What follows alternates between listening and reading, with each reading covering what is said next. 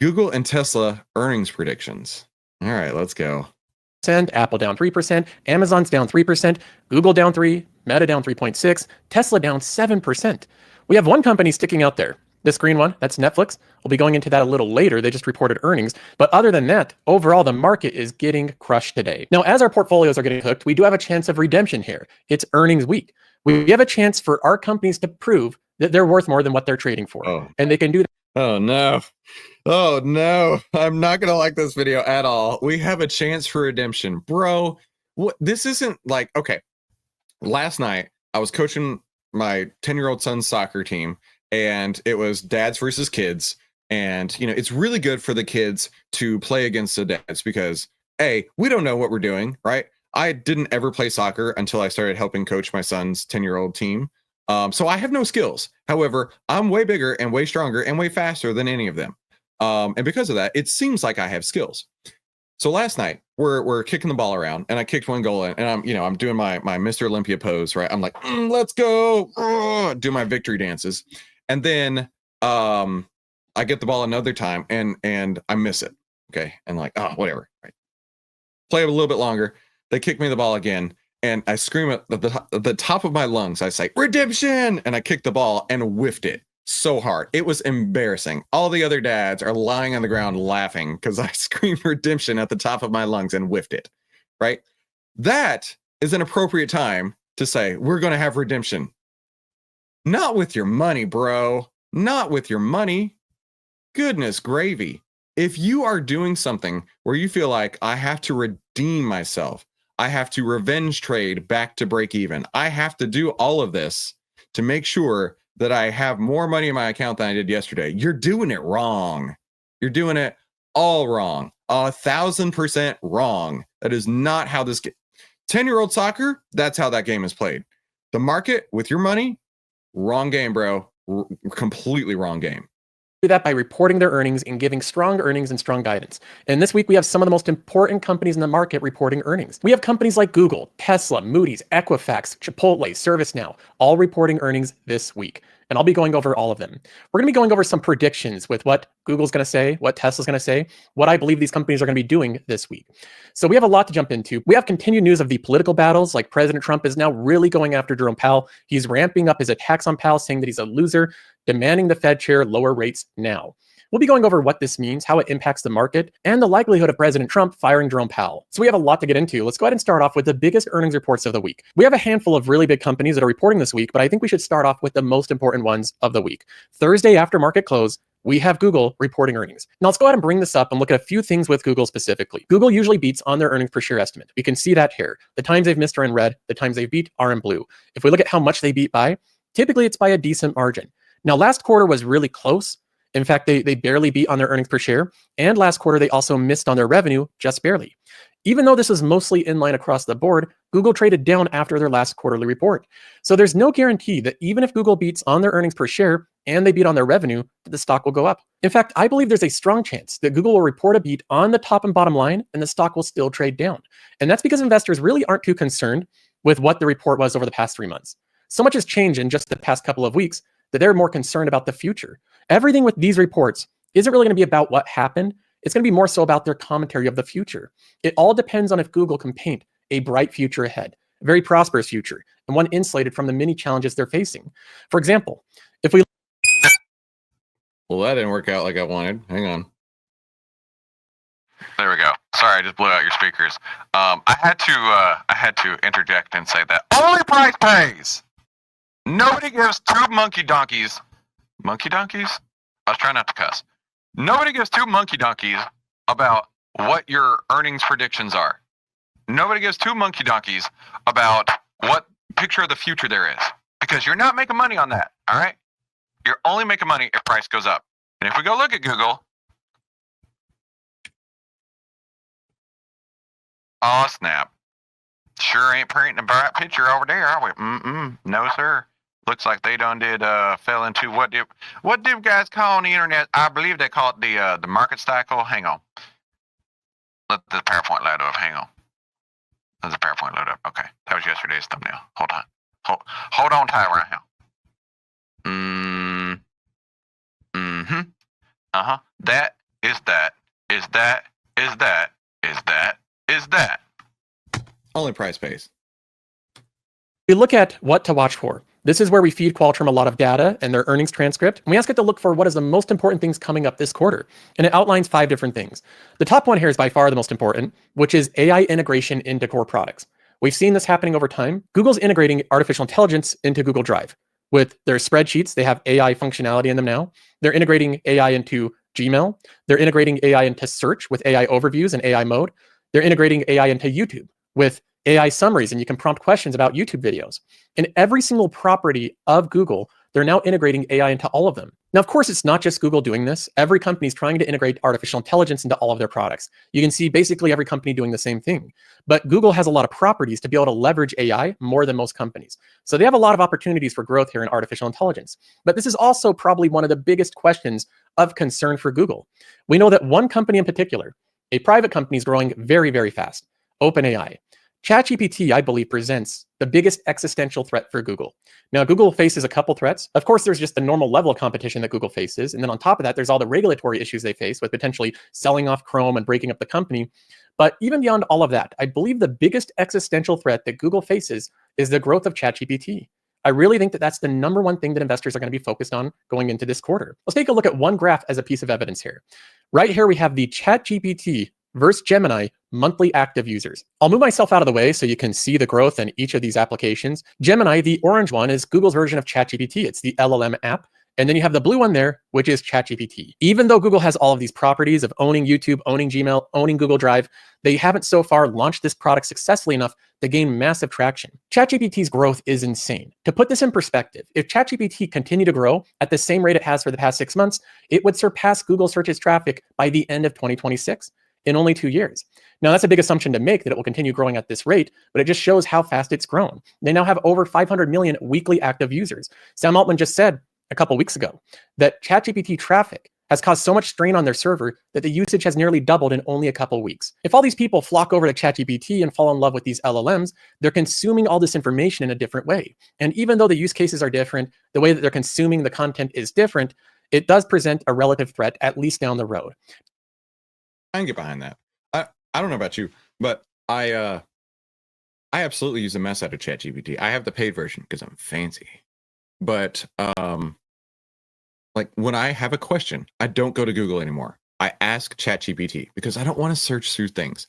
I don't want to have multiple links to choose through. I don't want to have to click and then read into the link, right? I just want the answer. Great example of this weekend, we went to our lake house and I was installing a new Wi-Fi thermostat there. And the Wi-Fi thermostat had settings inside of it that I wasn't familiar with. So I was like, all right, ChatGPT, I got this model. I'm setting it up. You know, it's a new setup here. What settings do I need to click, right? And it took me a while to get it all set up. But ChatGPT said, go to this page, do this thing. Click on this thing, do that, right? And by the end of it, I was done. Right? It only took me like 5 minutes to change the wires around, but it took me a good 20, 30, maybe 40 minutes to fiddle with the settings and get it right. It would have been impossible with Google. Impossible.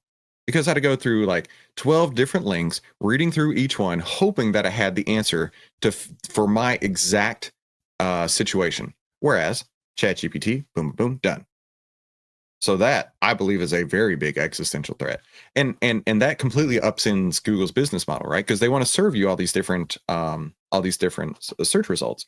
I don't want search results. I just want answers. And I think that's why people have flocked to it as much as they have, is because they just want answers. ChatGPT could change their service to have greater overlap with what Google does. So I see that right now as the number one concern for Google. They need to show their strategy for how they're addressing so many people using LLMs, how they're addressing so many people going over to ChatGPT. They need to stem the flow. They're starting to do that with AI overviews. They now have an AI mode in Google, and they're now promoting Gemini to a greater degree. They're also allowing more things to be free on Gemini, which I think is all the right move. They should put Gemini in front of people more. They should really market this product to get it into more hands. Next up, we have the brightest spot for Google, which is the cloud business growth and expansion. Alphabet has achieved significant growth in its cloud business, noting an increase in customer commitments and strategic deals. The focus on enhancing AI-powered cloud offering is expanding data center capacity is crucial for meeting growing demand, indicating continuous revenue growth, market penetration in the cloud sector. Additionally, They also just purchased a cybersecurity company specifically for multi-cloud, which is another tool that they can use to sell cloud to different businesses. And while that cloud revenue is growing quickly, we also have the cloud operating margins moving up substantially to now 17.5%. Investors. Hang on, I'll go back. Growing quickly, we also have the cloud operating. Okay. This is a great example as to why fundamental investing is just an absolutely stupid idea. Just an absolutely, yeah. Deep Thought's like, I am asleep. I am asleep. Wait. This is going to be better here. Deep Thought is asleep. This video boring. Yeah, no shit. No monkey donkeys. The problem here is these numbers come out once a quarter, okay? Once a quarter, you get the information you need for investing. Once a quarter, you get all the information that you could possibly need in the entire world to make the most astute, most informed decisions, right? Problem with that is that there's 89 other days in a quarter, give or take. So you're telling me, what is that real quick? What's the percentage of that? So 1 divided by 90. So you're saying that 0.11, 0.011% of the quarter. Let's round it up. 1% of the quarter. 1% of the quarter is all you need. 1 day out of the quarter. 4 days a year. 4 days a year has all the information you could ever want to be an absolute genius. 4 days out of the year will tell you everything you need to possibly know about your money that you're putting in the market. Give me a freaking break. This is so dumb. And this is the point that I want to make. 4 times a year they report this. And look what's happened in betwixt those days. In betwixt those days, right? So starting in Q1 of 23. Oh my goodness. We've done this a couple times, haven't we? So starting in Q1 of 23. Oh, hang on. Sorry, I'm in the way. So starting in Q1 of 23, this has gone up. Cool, right? But Chris, it's gone up. Duh, you're so stupid, Chris. I know, right? But imagine you could have caught it on the up moves and then got out of the down moves and then caught it again. I know I'm moving this around a lot. Sorry. Remove this. And then caught it again, like right here, when your Outlier trend template lights up with the 10 over the 20, price over the 50. And you could ride the whole way up, get out here, not ride any of the way down, ride it up again, get out over here, ride it up again, and then get out right here, right? Of course, you could do a lot better than that. I'm just trying to use examples here, right? You can catch the up moves and avoid the down moves, and even when they're, whatever this is, cloud operating margins seem to be sky high. What the blazes is going on right here? What the blazes is going on right here? I thought that when the charts go up over there, the price goes up, right? Dude, no. Those charts come out 1% of the time, and you're basing the other 99% of the stock moves on what? The efficient market theory, which is totally bunk. The efficient market theory says trends don't exist. Weird. I seem to make all kinds of money on something that doesn't exist. Look at this, right? Look at this. These two are opposite of each other. These two are opposite of each other right here. So what's the point? What's the point of even looking at fundamentals when that has no bearing on the price today or the other 88 days of the quarter when earnings are not being announced, when these numbers come out? 1 day out of a quarter, 4 days a year, does it matter? The other 89, the other 99% of the time, who cares? Who cares? All right, let's skip forward to his Tesla prediction. I'm tired of listening to that Google. Market close, typically around 20 minutes after the market close, is when Tesla reports their earnings.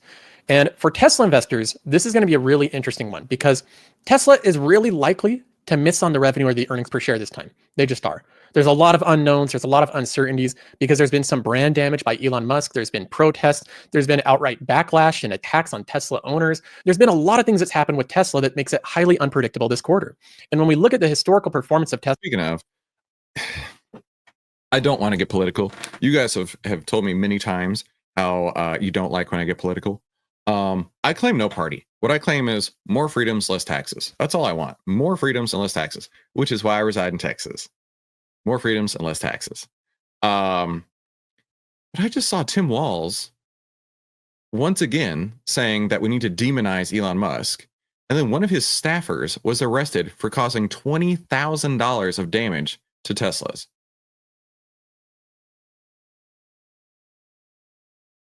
As a Tesla owner, screw that guy. Screw Tim Walz, screw his staffers, screw anybody who thinks that it's cool to go damage someone else's car when they're just minding their own business. Bro, you do that in Texas, it'd be the last thing you do. Just putting that out there. Tesla, with their expected earnings, they miss frequently. In fact, out of the past 6 quarters, they've missed on 5 of them. So recently, they've missed on the majority of their reports. Now, missing on your earnings per share and revenue estimates is not the end of the world. Investors in Tesla are investing for the long term. They're investing for step changes in disruptive and innovative technology. So if you're invested in Tesla, let's be honest here. Your biggest concern is not whether or not they meet their earnings per share or their revenue estimates. Your concern is on the next 5 years of Tesla and whether or not they meet some of their major initiatives. We have a couple really important things to focus on with Tesla. One of them is the production and delivery. I think the really important thing we need to be focusing on is price. Because Tesla round tripped. There was a, from this order block up here, I believe it's around 120%. Yeah, 122% move from this order block bounce right up here. And 100% of that move is gone. 100% of that move is gone. Now, Tesla, I don't know, maybe he'll enlighten us about how great of a business it is. But it may not be that great of an investment. Right. And I'll tell you this all the time because it's true. All stocks are bad, including Tesla, including Palantir, including SoFi, including Nvidia, including Microsoft, including Meta. All stocks are bad. But every once in a while they act right. This is a perfect example of how all stocks are bad, but only every once in a while do they act right. When you approach the market in that way, things change. All stock, write that on my tombstone. All stocks are bad, but every once in a while, Chris makes ass loads of money. Monkey donkey loads of money. Because it's true. All stocks are bad, but every once in a while they act right. And when you come at it from a risk-first perspective, that will keep you in a way where you never have to worry about, we have to redeem ourselves. Rick, don't buy the dip, buy the rip. Yeah. Sorek had a question. If I have some conviction about earnings, what are good options considering IV crush? The option would be spending as little as you can on extrinsic value, which means going deep in the money, which is what I do. I mean, that's legitimately what I do. And the reason being is that when you're deep in the money, calls or puts, extrinsic value is really small. Intrinsic value is very large. And at the end of the day, that's how you're going to make money, is when your intrinsic value is going up. Someone tell Joe that EPS and PE ratios mean nothing because only price pays. Precisely. Yeah. Nate said, there's a blowhorn of shame sighting. Yep. Somebody make monkey donkey memes. And then someone else said, JG said, okay, who's going to make the monkey donkey meme? Christopher says, I have a paper account and I still don't want to risk fake money in this market for sure. Chris P said, I just spit out my coffee off a monkey donkey indeed. Okay, we might have to make that a thing. Nate says, that sign is so good here. I think he's thinking about the sign on his background. That does look good. It's very Joe Rogan-esque. Maybe we need to do something like that. Danny B says, watching your videos and then asking for follow-up questions to ChatGPT has helped me significantly. I would bet you that ChatGPT also thinks that only price pays. Just a guess. Nate also said, please don't go to physics class and say 0.011D. Professor might put you in the corner of shame. I think you might. But let's ask ourselves this question here. What did we learn from this video? what did we learn from this video? What did we learn from this video? I want you to, and don't say Joseph is stupid, et cetera, et cetera. I actually want you to tell me what you learned, not just from what's in the video, but the context of the situation. This is why I do the videos the way that I do, because I don't have to have a script. I don't have to worry about, what am I going to say? I'm just going to react to what other people are saying and try and give you the very best content out there to teach you as much as I can for free, more than what people put in their paid courses, right? Joey says, only price pays. Yeah, that's honestly a really good answer. Paul D says, I just asked Gemini when the stock market will bottom. It used deep research. Provide a lengthy report after a few minutes. It was a free version. Well, what did it say? What did it say? I want to know. Kev says, I love paper trading. Shows me how much I would be losing if I wasn't in cash. That's a good answer. That's a good answer. The honky tonk badonky donk. Yes. OPP. What was this? Do you not follow any charts apart from 1020 crossovers? Dude, I'm telling you, my charts are pretty basic, and that's on purpose, right? You can add all kinds of incredible indicators to it.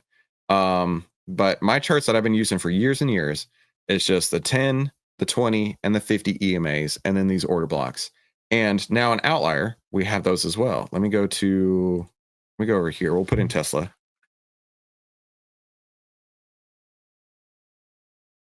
And you can see these outlier blocks right on here now.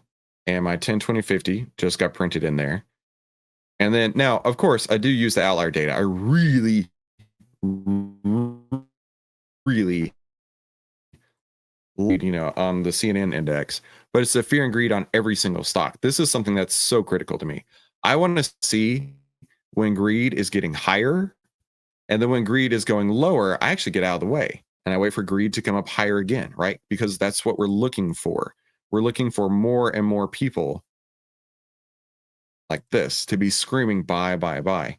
We don't want to be holding a stock when things start turning around, right? When things start turning around, that's an exit signal for me. That's an exit signal for me. But you're never going to know this unless you have outlier data. When it gets into really deep categories, like right here, out of 100, fear and greed was at 4.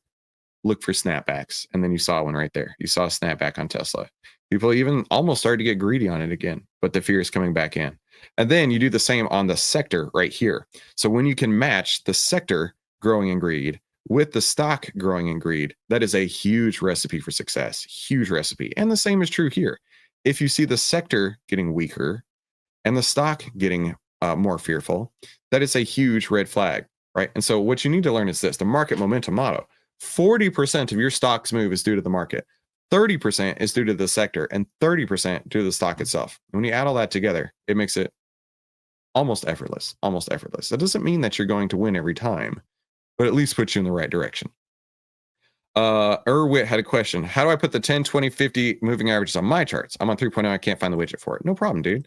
So 3.0 has had a lot of upgrades, one of them being the indicators. So click this button right here, and you're going to see EMA and outlier order blocks. You can just disable order blocks. That's easy. But EMAs require a couple extra steps. Candlestick chart refers to this chart up here. Market breadth chart is this chart down here. Oh, I see Mahesh made that change since yesterday. Very cool. Our candlestick charts up here. And then you can say, let me do the 5, 10, 50, 20. That's all we have right now, but we are adding more. And then you can say, for example, let's add the 5, and we'll make it purple. And then we can say add, and then you can see the purple line is now on my chart. Purple line is now on my chart. And in fact, if you look over in this corner right here, it'll even tell you what the values of each one of those are. So that's really handy as well. The 10, 20, 50 works. Yeah, because it's just math, right? It's just math. It's just math. Drea says 10, 20, 50 combined with outlier signals leads to higher reward and lower risk. Exactly what we're trying to do. Exactly what we're trying to do. Carol says, the charts don't lie. He seems to be justifying why stocks should be going up. Exactly. Now, listen, I probably should introduce myself because I'm just a random guy on the internet who has no idea what he's talking about. My name is Christopher Ewell. I've twice been awarded top 100 people in finance. I was mentored by 5 of the market wizards, the best traders of all time, and I've been successfully trading since 2009. And this is where outliers like us save time, make money, and start winning with less risk together as a team. So go ahead and subscribe if you haven't already. But holy moly,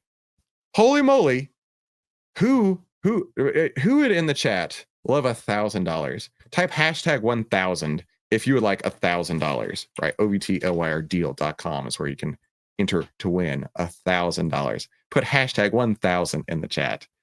R2R, audits, tours, docs, and politics, made the live show twice.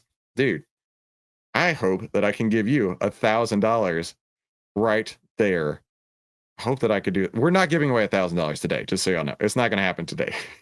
But if you go to OutlierDeal.com, just put in your address, your name and email address, and then we ask you to share a handful of things for us, right? We want to make you work for it just a little bit, maybe even leave us a review.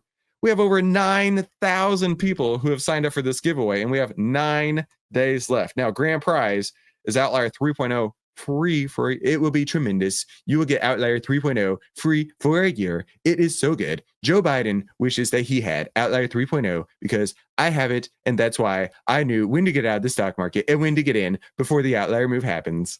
But we're giving away a free year of 3.0 and $1,000. $1,000.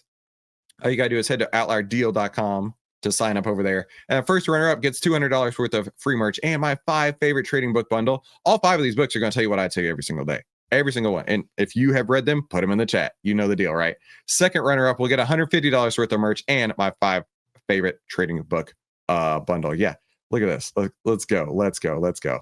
Let's go. All these hashtag 1000s. Hashtag free deal. Hashtag free deal. Yeah, for sure. Okay, so let's go see what the market's telling us today, because it's starting to get a little bit shifty around here. It's starting to get a little bit shifty around here. So first off, let me close off a bunch of tabs. Close off a bunch of tabs. Okay, let's go to the SPY. Let's go to the SPY. Moving averages are getting painted in. Actually, I do want to remove the 5 EMA, so I'm going to edit 5. Oh, hang on, wrong axis. Outlier EMA, edit. Can't take it off. Okay, I think we got a bug.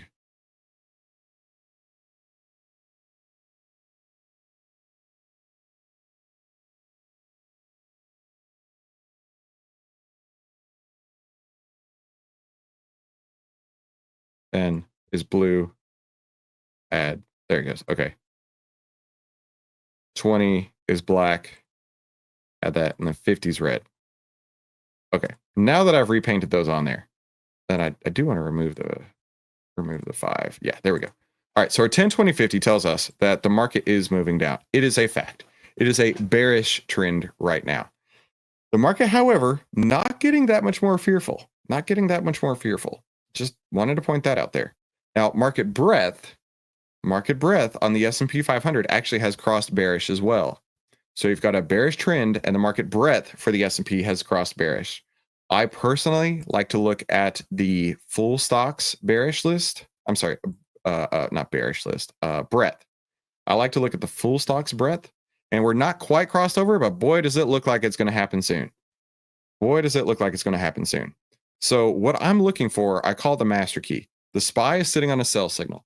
The market trend is bearish. Market breadth is getting really close to being bearish. And when on the sector breadth, we have 3 sectors so far: industrials, discretionary, and technology that are bearish. So there may be some bearish opportunities for you. If you want to go look around, you might find a good bearish opportunity today. I'm not quite ready yet, but we might be trading puts as soon as tomorrow. Some bugs are features in disguise. So I wanted to put that out there. I'm getting ready. And I also want you to get ready. So if you're ready to start winning, if you're ready to save time, make money, and start winning with less risk, head on over to Outlier.com. You can get the Outlier annual plan for just 82 cents a day. Give me a freaking break. That's cheap. And if you're on the monthly plan, you can upgrade and save 64% with just 1 click. So be sure you come back this afternoon, where outliers like us will save time, make money, and start winning with less risk together as a team. Now, YouTube is going to pop up a couple recommended videos. Look, I recommend you watch one of these so you can realize that only price pays, and I recommend you have a fantastic day.